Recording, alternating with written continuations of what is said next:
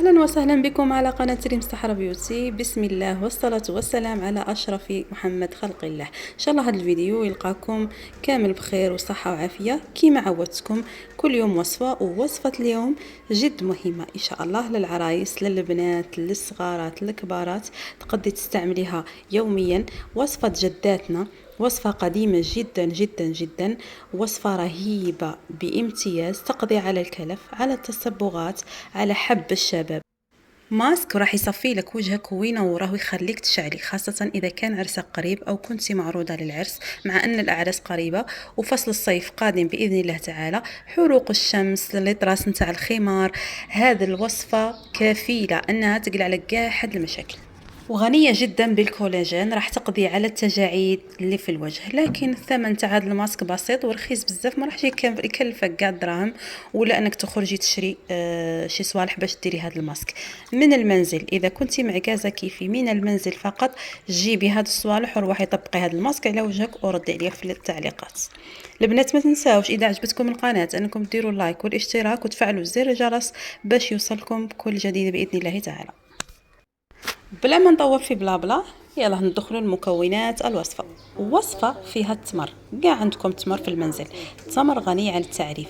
جيبيه يا لاله مولاتي وديري عليه ماء ساخن اللي المقدار اللي كان عندك، ولا كنتو زوج ولا ثلاث بنات في الدار نورمال تقدي تزيدي الكميه تاع التمر.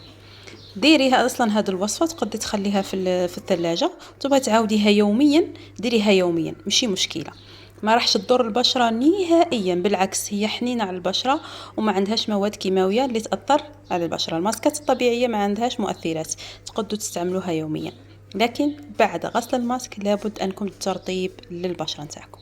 نديروا ما طايب يغلي على التمر ونخلوه حوالي 15 دقيقه، ومن بعد نقوم انايا بالمرس نتاعه بين يديا، خلاص الين يولي قوام تاعه كالعجينه.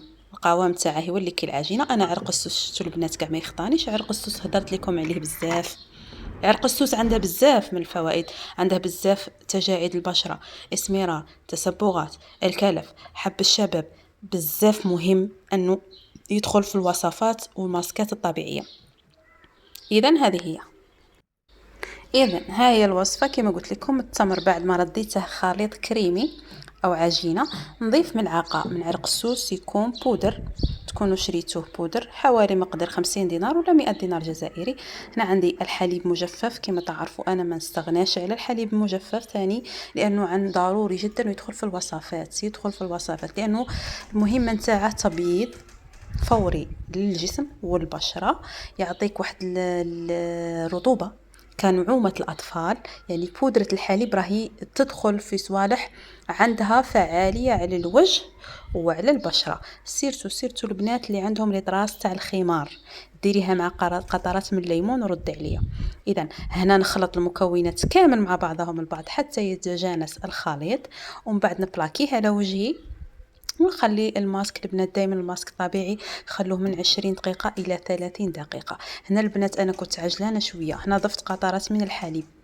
اذا عندك ياغورت ديري ياغورت، اذا كان عندك اللبن ديري اللبن، المهم ديري الماسك يا اختي.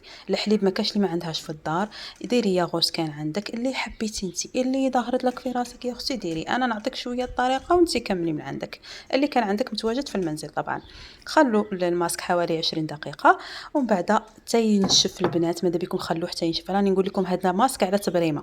البنات اذا بغيتوا تغسلوه شتوا ربع ساعه وبغيتوا تغسلوه غسلوه. البنات اللي بغيت تبغي التبريمات خليه اختي ينشف وحكيه يا اختي وغسلي وجهك وردي عليا، وجهك يولي يشعل. الى اللقاء في وصفه اخرى.